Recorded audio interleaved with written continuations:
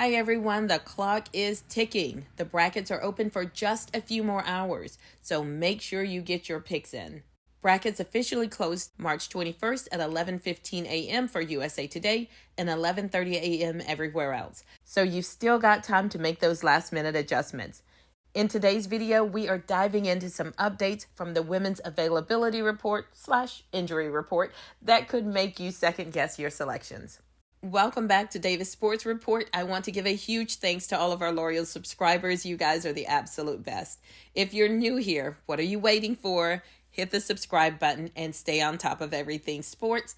Also, go ahead and hit that like button and help us out. All right, let's get down to some business. As we've seen throughout the season, injuries have been a major story. Some of the biggest players have been sidelined while others are fighting to return. Plus, you've got those personal issues, the suspensions and off-court drama that have shaken up team rosters. But with the playoffs around the corner, there's no room for excuses. It's all hands on deck. Not just for the championship, but coaches could lose their jobs. So let's take a look at the key players that could make or break your bracket picks. UCLA. Let's start with UCLA. Late in the season, the Big Ten Sixth Player of the Year, Janiah Barker, suffered a knee injury during the February 20th game against Illinois. She only played 8 minutes in the following game against Iowa, but by the time the Big Ten tournament rolled around, Barker was back to her usual self, helping lead UCLA to a championship. While she comes off the bench, her impact is undeniable. With rumors swirling that she'll declare for the WNBA after this season, expect her to showcase her talents on the biggest stage. LSU. Kim, I know you said at the SEC tournament that you would have your full team. I guess, can you give us a progress report on how everyone's doing? Yeah, good to go. Good to go. I think Morrow and Flau'jae are in a boot, but that's just, I don't know why they're still in it, but I guess they just keep them in it. Flau'jae Johnson suffered a shin injury in a recent game and is still recovering. This injury kept her on the sidelines in the loss to Alabama, as well as the SEC tournament.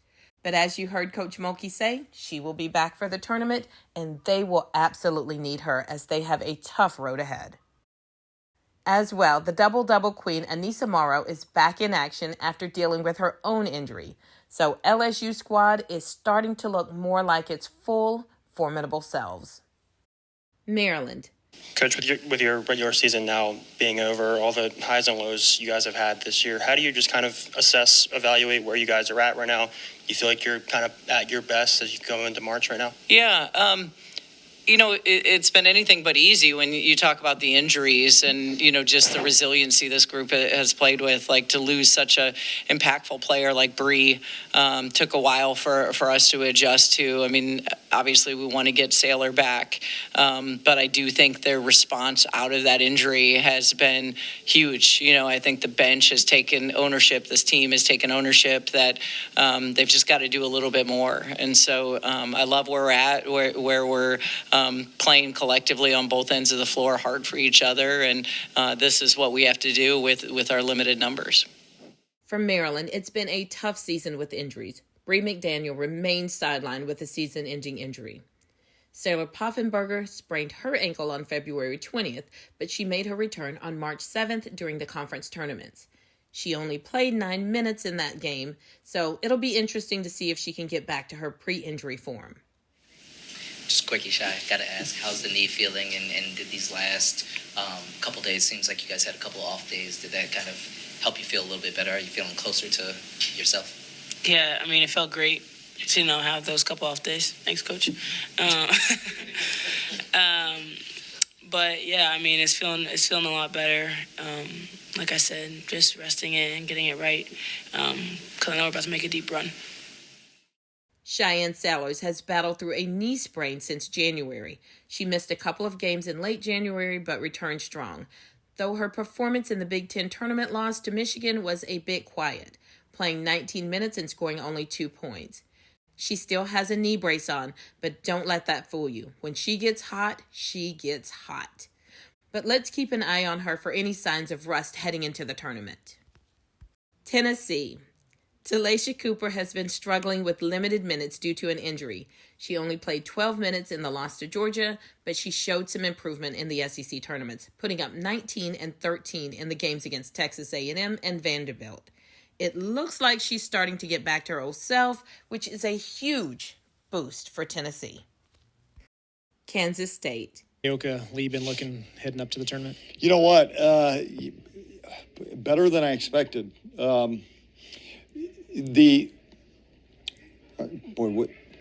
Today's Sunday, so Thursday, Friday, we went back to back, which I didn't think she would go Friday. So because we went heavy Thursday. So that was a pleasant surprise to me because, I was concerned about the back to back, right?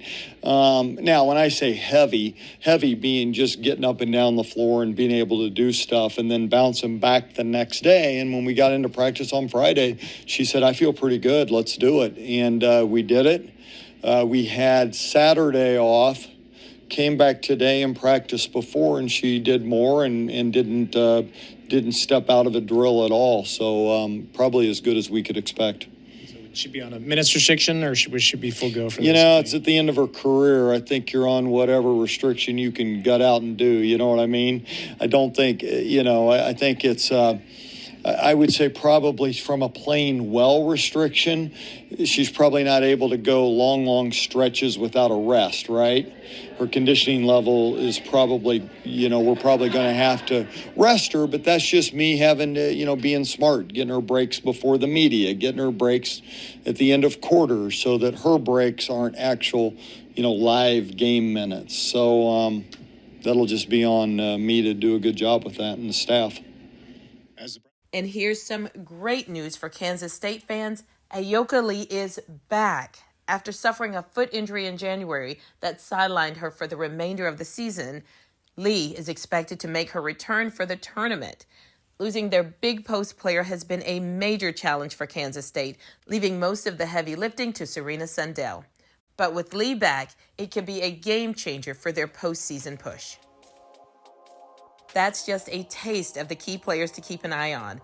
We'll be posting a more complete availability list on our community post later tonight, so make sure to check that out.